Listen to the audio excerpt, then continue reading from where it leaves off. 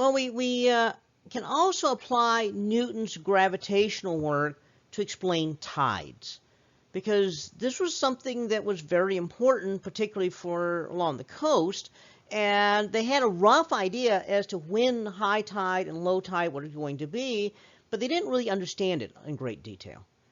Well, Newton realizes that what's happening is that the gravity of the moon is going to be making the tides. Now, they already did know that tides, high tide and low tide happen to be lined up with lunar phases in some fashion, but that's all that they really knew. So if you imagine that you've got the moon, and the moon is off to the left in this diagram, okay, and so we got the moon, and Earth is sitting here rotating. High tide is going to be here, okay. Obviously, it makes sense. The moon's gravity is pulling like here. Well, the other thing that is interesting, though, is there's also a high tide exactly opposite. Now, that was really hard to explain until you had gravity. If you have gravity, you realize that every force, there is an equal and opposite force. So as the Earth pulls on the moon is pulling on the Earth, and as the Earth's gravity makes the moon go around, the Earth is actually wobbling too. It's also moving. And so you can think of a centrifugal force pushing water out this way. So you have a high tide directly under the moon and a high tide directly opposite. Okay. Another way of thinking about it is that the moon's gravity pulls hardest on the closest part of the Earth and pulls least on the farthest part and pulls in the middle here, and so that pulls the middle away from the farther part. That's another way of looking at this. So we got high tide when the moon's high overhead. Well, remember, the moon dance is a way of figuring out when the moon's going to be overhead. So that means that you get high tide, for example, at certain times a day. The full moon lines up with the sun. So full moon is going to be highest in the day at noon and lowest at midnight, or at highest at midnight, lowest at noon. The new moon, highest at noon, lowest at midnight. So since that means that you get equal and opposite, that means that you get high tides at noon and midnight and low tides at sunrise and sunset when you're at new moon or full moon. Likewise, first quarter or third quarter, you get high tides at sunrise and sunset and low tides at noon and midnight. A lot of fishermen realize that the best time to catch fish depends on the lunar influences. So if you can figure out when the moon is going to be high or low, it relates to the tides. That relates to fishing. So 2 high tides a day. And the reason is that as the moon goes around the Earth is wobbling. So you're going to get a high tide on the far side of the Earth and on the side that's directly under the moon. Okay. Now, as the Earth rotates, you're going to get, again, this is another graphic which shows this, okay, and tells you exactly how you figure this out. Now, it's not exact, because the tides are affected a little bit by geography. The ocean, the water has to go around certain land masses. How big the tide is depends on when this water moves in, whether you compress it or expand it or let it flow wide or whatnot. And so that does affect things. Okay. Now, there are other things that affect the tides. People don't think about it, but the sun also pulls on the Earth. So that means you can have a solar high tide and a solar low tide. So you get a solar high tide when the sun is overhead. Okay, so that means noon and midnight, you get a solar high tide, and sunrise and sunset, a solar low tide. Well, wait a minute. At full moon or new moon, you get high tide from the moon at noon and midnight. So that means you're adding high tide to high tide. So the lining up of the sun, moon, and earth, the term for that is syzygy. So whenever the moon is at syzygy, that's going to be new moon or full moon. So that means moon, earth, sun are all in a line. That is when you get these extra big tides. And so that's called spring tide. Okay. Now, why do you call it spring tide? Because it's not only in the spring. How often does it occur? Every new moon and full moon. Well, how often new moon, and full moon occur? About every couple weeks. So this is like roughly twice a month. So why do you call it spring tide? Well, your book says it's called spring tide because the tide is so big, it looks like it's springing up. Okay. I'm not sure how that really works, but it doesn't really look springing to me when it does that, but that's what the book says, and we'll go with that. Okay. On the other hand,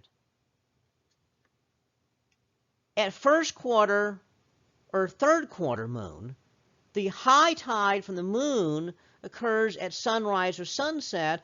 That is the low tide due to the sun. So that means you're mixing high tide and low tide. That gives you wimpy tides. Well, the technical term is not wimpy tide. The technical term is neap tide. Okay. And so that's this not very high tide and not very low tide. So here's a graphic showing the solar tides and the lunar tides. And so when these tides add together, you get extra big tides. That's the spring tide. And when the tides are opposed to each other, you get wimpy tides, and that's the neap tides. Well, lunar eccentricity makes a difference too. You could have the moon's orbit elliptical, and so what that does is that means that when the moon is at perigee, closest to the sun, closest to the earth, the tides are bigger. When the moon's apogee, the tides are smaller. So that would mean that, for example, you would have really high tides, you know, if you had already spring tides. If the moon would happen to be extra close to the sun, you would have extra big tides. Well, there's also, as Earth goes around the sun, the orbit's elliptical too. So if you happen to have a high tide or low tide, so it's a spring tide with the moon, sun, Earth all lined up, and the moon at perigee, and the Earth at perihelion, you have monster tides. Now that actually was a problem in World War II. The Marines were landing on a beach held by the Japanese, and so the Marine was coming in, and what they do is they tend to land at sunrise, okay, and that way at the first light, that way they have all day to fight, and then they try to land at full moon, so the moon's so bright you can see it, you can read by the light of the moon at night if it's full moon, and so that would give them light to fight by at sunset. Now they don't do that anymore. Now they don't land at full moon. They tend to land at new moon at sunset. Okay, because now there's no moon. That's because we now have night vision goggles. So, but in those days, without night vision goggles, you wanted all the light possible, and so they land at dawn. So that's low tide. Well, the Japanese had these barriers out here that kept the landing craft from coming in too close. But on this one particular landing, it was when the sun was extra close to the Earth, and the moon was extra close to the Earth also, and so the low tide was way out here. And so the Marines had to slug through all this mud, just to get up to cover those barriers. But by noon, it was high tide, but it was a super high tide. And so that means that the water was almost up to the Japanese pillboxes at that point. And so it turned out to be a disaster because a lot of Marines drowned during the landing. And so after that, they said, well, we need to keep a little more careful tabs on what the astronomers are telling us about tides. Okay. Well, remember, this sort of thing happens all the time. Okay, remember the Saros. every 18 years and 10 days and a third of a day, 8 hours, you get the same thing. So what happened was that monster tide happened again about 18 years later, except it was a third of the way around the Earth at the time. So it was like Africa. And then it happened again 18 years later. So 36 years after 36 years after the World War II, it happened, and it happened along the west coast, the east coast of the United States. We had this super astronomical high tide, which pushed the water into all the hotels right along the eastern seaboard. Okay, and so everybody was like shocked and surprised, except for astronomers who knew this was going to happen. Okay, so now the problem is 3 Saros cycles later, the exact same thing happens. Oh, wait a minute. That's going to be 54 years after that last massive flood along the East Coast. Well, in the meantime, they built all the hotels and resorts back the way they were. And so exactly 54 years later, after they were all devastated by this high tide that went right up into the hotels, it's going to happen again. Okay, so when is that going to be? Well, that turns out to be coming up here in only about 12 more years. Okay, and so it's going to happen one more time, and then all the astronomers are going to say, well, we told you about that, and all the people in the resorts are going to, it caught us completely by surprise. Okay, but this does happen, and this is the effect of the Saros. You get the same monster sort of thing every 18 years, you know, and then it's about a third of the way around the Earth, so about every 54 years it hits the exact same part of the Earth, in which all the things line up. You have the sun at the Earth close to the sun, and the moon close to the Earth, and the phases are lined up, and the tides are all lined up, and it all repeats again.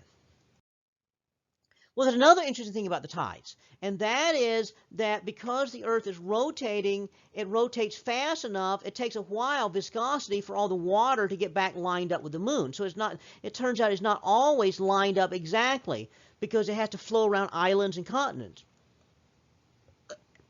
So that little bulge on Earth there, due to the tide, is actually slightly forward of the moon. So that means it pulls the moon slightly forward, and it pulls backwards slightly on the Earth. That means the moon is actually speeding up, and as it speeds up, it's actually spiraling away from the Earth. It's actually getting farther from the Earth a couple of inches per year. Okay. On the other hand, it's also pulling backwards on Earth and slowing the rotation of the Earth. They actually have to add an extra second to the clock every few years because of the slowing of the rotation of the Earth. So every few years, then one day, instead of being 24 hours, is 24 hours and 1 second long. So the last minute of the day is 61 seconds. And so that little leap second is added just because of this tidal effect. That tidal effect, again, about 1.5 inches per year of recession from the moon speeding away from the Earth. Well, not speeding away, but moving away from the Earth. That means eventually there's not going to be any more eclipses because the moon's going to be too far out. That also slows the rotation. The Earth, eventually, at one point, the Earth and the moon will always keep one side facing each other, what we call synchronous rotation. The Earth is bigger than the moon, so the Earth has already had this effect on the moon, and that keeps one side of the moon always facing Earth. We call this tidal locking. So we would say that the moon has been tidally locked to the Earth. The Earth tidally locked the moon due to this effect of this gravity and tides.